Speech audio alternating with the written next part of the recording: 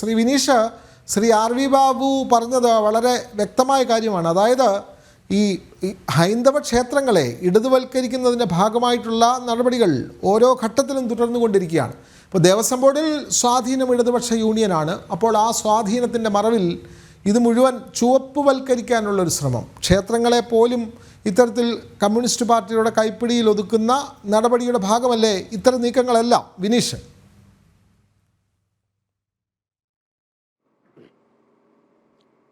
തീർച്ചയായിട്ടും ദേവസ്വം ബോർഡിനെ പൂർണ്ണമായും ചുവപ്പുവൽക്കരിക്കാനുള്ള ഒരു നീക്കം തന്നെയാണ് ഇപ്പോൾ ഇടത് യൂണിയന്റെ ഭാഗത്തു നിന്നുണ്ടായിരിക്കുന്നത്. അത്തരത്തിലുള്ള ഒരു കത്ത് തന്നെയാണ് ദേവസ്വം ബോർഡ് പ്രസിഡന്റും ദേവസ്വം ബോർഡിനും കൈമാറിയിരിക്കുന്നത്. യൂണിയൻ ആവശ്യപ്പെടുന്നത് ഔദ്യോഗികമായി നടക്കുന്ന ഉദ്യോഗസ്ഥരുടെ എല്ലാ യോഗങ്ങളിലും ഇടത് യൂണിയൻ ഭാരവാഹികളെ ഉൾപ്പെടുത്തണമെന്ന ആവശ്യമാണ് ദേവസ്വം ബോർഡ് പ്രസിഡന്റ് നൽകിയ കത്തിൽ വ്യക്തമാക്കുന്നത്. ഒപ്പം തന്നെ ഏറ്റവും പ്രധാനം, എല്ലാ യൂണിയനുകളും പ്രത്യേകിച്ച് ഓരോ യോഗങ്ങളിൽ പങ്കെടുക്കുന്നതിനുള്ള പ്രധാന ആവശ്യങ്ങൾ ഇതൊക്കെയാണ്. അവർ മുന്നോട്ട് വയ്ക്കുന്ന ആവശ്യങ്ങൾ സാധാരണക്കാരായ ജീവനക്കാരുടെ ശമ്പളം മുടങ്ങുകയാണെങ്കിൽ, അല്ലെങ്കിൽ ജീവനക്കാരുടെ പ്രശ്നങ്ങൾ പരിഹരിക്കാൻ ജീവനക്കാർക്ക് ക്ഷാമബദ്ധത നടപ്പിലാക്കുന്ന സമയത്തുള്ള അത്തരം കാര്യങ്ങളൊക്കെ ചർച്ച ചെയ്യാനാണ് യൂണിയൻ ഭാരവാഹികൾ യോഗങ്ങളുടെ ഭാഗമാകുന്നത്. പക്ഷേ ഇവിടെ നടത്തിപ്പ് അല്ലെങ്കിൽ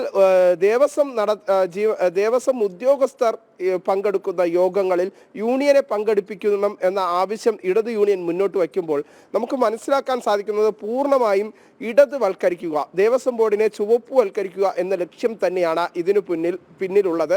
അംഗീകൃത സംഘടനയായി ഈ ഇടത് യൂണിയൻ മാത്രമാണ് ദേവസ്വം ബോർഡിലുള്ളത്. അതുകൊണ്ട് തന്നെ ഇപ്പോഴത്തെ സാഹചര്യത്തിൽ ഇതിൻ്റെ ഭാഗമായി യോഗങ്ങളുടെ ഭാഗമായി മാറിക്കഴിഞ്ഞാൽ ഇനി പുതുതായി ദേവസ്വം ബോർഡിലേക്ക് പുതിയ ജീവനക്കാർ എത്തുകയാണെങ്കിൽ കൂടുതലായും ഈ ഒരു ഇടത് യൂണിയന്റെ ഭാഗമായി ജീവനക്കാർ മാറും.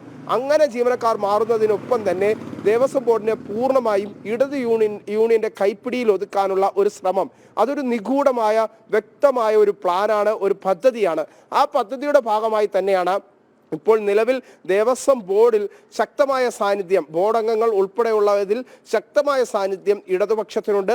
ആ ഇടതുപക്ഷ സാന്നിധ്യത്തിൽ ഇത്തരത്തിലുള്ള ഒരു തീരുമാനം നടപ്പിലാക്കിയെടുത്താൽ അത് പാർട്ടിക്ക് വലിയ രീതിയിൽ ഗുണം ചെയ്യും. ഇതിനുള്ള മൗനാനുവാദം നിലവിൽ പാർട്ടി നേതൃത്വവും മുഖ്യമന്ത്രിയും നൽകിയിരിക്കുന്നു.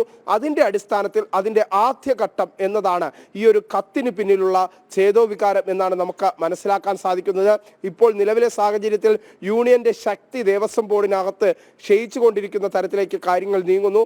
ആ ഒരു ഘട്ടത്തിൽ പ്രത്യേകിച്ച് ഉദ്യോഗസ്ഥർ ദൈനംദിനം നടത്തുന്ന യോഗങ്ങളിൽ യൂണിയൻ ഭാരവാഹികൾ ഭാഗമാകുമ്പോൾ ജീവനക്കാർ കൂടുതലായി യൂണിയന്റെ സപ്പോർട്ട്, അല്ലെങ്കിൽ ജീവനക്കാർക്ക് കൂടുതൽ സപ്പോർട്ട്, അല്ലെങ്കിൽ അവർക്ക് അവരുടേതായ ആവശ്യങ്ങൾ നടപ്പിലാക്കാൻ വേണ്ടി ഈ ഒരു യൂണിയനിലേക്ക് എത്തും.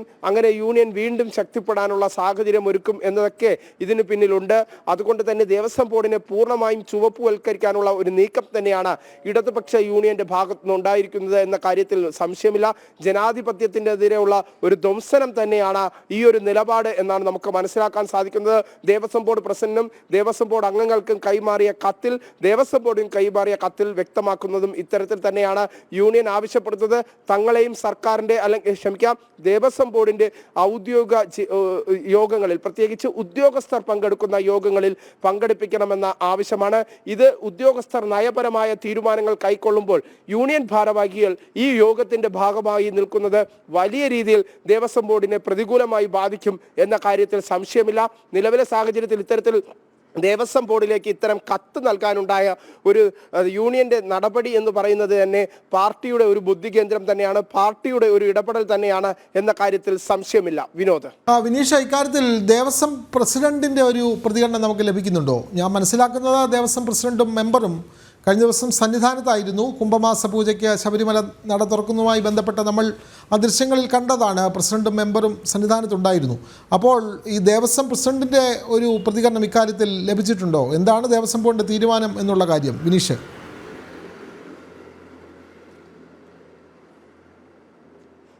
നിലവിൽ അത്തരത്തിലുള്ള ഒരു പ്രതികരണം ഈ വിഷയവുമായി ബന്ധപ്പെട്ട ദേവസ്വം ബോർഡ് പ്രസിഡന്റ് ഭാഗത്തുനിന്ന് ഉണ്ടായിട്ടില്ല. പക്ഷേ ദേവസ്വം പ്രസിഡന്റിന് കത്ത് കൈമാറിയിരിക്കുന്നു. ആ കത്തിന്മേലുള്ള ഒരു കൃത്യമായ രഹസ്യാത്മകമായുള്ള ഒരു നടപടിക്രമങ്ങളിലേക്ക് ദേവസ്വം അംഗങ്ങളും പ്രസിഡന്റും മാറുന്നു എന്നാണ് നമുക്ക് അറിയാൻ സാധിച്ചത്. ഇതിന്റെ അടിസ്ഥാനത്തിലാണ് നമ്മൾ കത്ത് പുറത്തുവിട്ടിരിക്കുന്നതും നിലവിൽ ചുവപ്പുവൽക്കരിക്കുന്ന തരത്തിലേക്ക് ദേവസ്വം ബോർഡിനെ. തീർച്ചയായും വിനീഷ്, ഇവിടെ ദേവസ്വം എംപ്ലോയീസ് സംഘിൻ്റെ ആൾ പറഞ്ഞത് ഒരു കാര്യങ്ങൾക്കും എംപ്ലോയീസ് സംഘിനെ അടുത്ത കാലത്ത് ഇത്തരം ഒരു ആലോചനകൾക്കും വിളിക്കാറില്ല എന്നുള്ളതാണ്. അപ്പോൾ ഏകപക്ഷീയമായി ഇടതുപക്ഷത്തിൻ്റെ ദേവസ്വം ബോർഡ്, ഇടതുപക്ഷത്തിൻ്റെ യൂണിയൻ, ഇടതുപക്ഷം തീരുമാനിക്കുന്ന കാര്യങ്ങളുമായി മുന്നോട്ടങ്ങ് പോകുന്നു. ഭൂരിപക്ഷം ജീവനക്കാരും ഇടയും പ്രാതിനിധ്യമില്ല. ഏറ്റവും കൂടുതൽ വോട്ട് കിട്ടുന്നവർക്ക് റഫറണ്ടത്തിൽ വിജയിക്കുന്നു. അപ്പോൾ ഭൂരിപക്ഷം എതിർക്കുന്നുണ്ടെങ്കിലും അതൊന്നും ഇവിടെ ബാധകമല്ല. വിനീഷ്,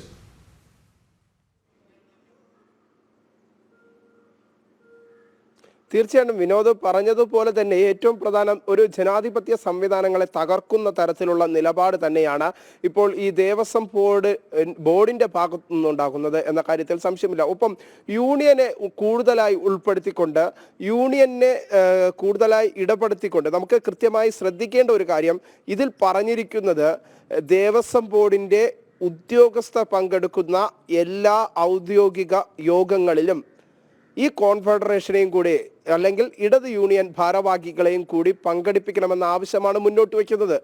അപ്പോൾ ദേവസ്വം ബോർഡ് ഉദ്യോഗസ്ഥർക്ക് നയപരമായ തീരുമാനങ്ങൾ ഇതിനകത്ത് നടത്താൻ സാധിക്കാത്ത സാഹചര്യം ഉണ്ടാകും.